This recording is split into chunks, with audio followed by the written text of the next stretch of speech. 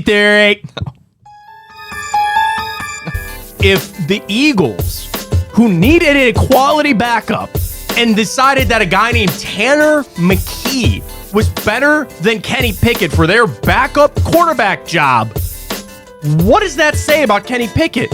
Well, now tuned in to the Dark Times channel. And so here we go again, back with another one. Welcome back to the Dark Times channel. And I want to go ahead and chime in real quick on the ongoing quarterback saga going on in Cleveland. As everybody knows, they got 5 quarterbacks. And it's looking like Kevin Stefanski and the Cleveland Browns are going to be rolling with Kenny Pickett. And I know we're a few weeks away from preseason, and a lot could happen, a lot could change, but all signs are pointing to Kevin Stefanski rolling with Kenny Pickett starting week 1. Mary Kay Cabot at Cleveland.com. She writes, in terms of their battling order and team drills, it will likely be Pickett and Gabriel, number 1 and number 2, then Flacco and Sanders splitting the number 3 and number 4 reps at the outset. Placing a rookie with a veteran seems to make the most sense. But there's also a lot of ongoing rumors right now and speculation that Kevin Stefanski and the Cleveland Browns could be putting out smoke and mirrors right now. Theory. They're continuing to push that narrative of Kenny Pickett so they can trade him back out and get away. Bro, Deontay's just speaking up for his brother. He knows nothing about who's going to start week 1. No, I don't think anybody does. But it's like they want to get that. They want to control the narrative. We talked a lot about that with Shador on last week's show. But it's like, I think they want to push that. Like, oh, no, Kenny can take this job, right? And then I think it was Greg Rosenthal. I retweeted the clip. It's a great one. He goes, if the Eagles, who needed a quality backup and decided that a guy named Tanner McKee was better than Kenny Pickett for their backup quarterback job, what does that say about Kenny Pickett? And this is something that Kevin Stefanski, I'm sure he knows in the back of his mind, at least he knows. This is a position and this is a job that he's got to get right. Because Kevin Stefanski was hired back in 2020 and Baker Mayfield was his quarterback. They've converted on 7 of their last 9 third downs, and this one's picked. Intercepted. He had a Pro Bowler on his roster, and they let him walk out the building. Sure deal. This is Baker throwing towards the end zone. It's caught. McMillan. Touchdown. And then they went out and got Deshaun Watson, and up until that point, Deshaun Watson had been a really good quarterback. That's why they paid him the amount of money that they paid him. And then right now in Cleveland, he's not looking like a good quarterback. That's why they just drafted 2 quarterbacks. Even when Deshaun was healthy, he wasn't looking like a good quarterback in Kevin Stefanski's offense. They can't waste another time out here, can they? Looks like they're gonna. Oh my God, Kevin Stefanski has to be sick.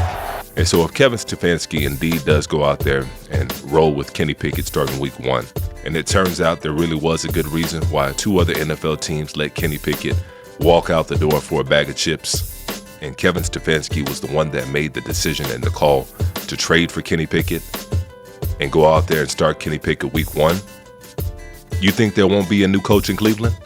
Especially when you got a Shador Sanders that's tailor-made for your kind of offense. Colin, I thought he was first-round talent. I don't know the guy.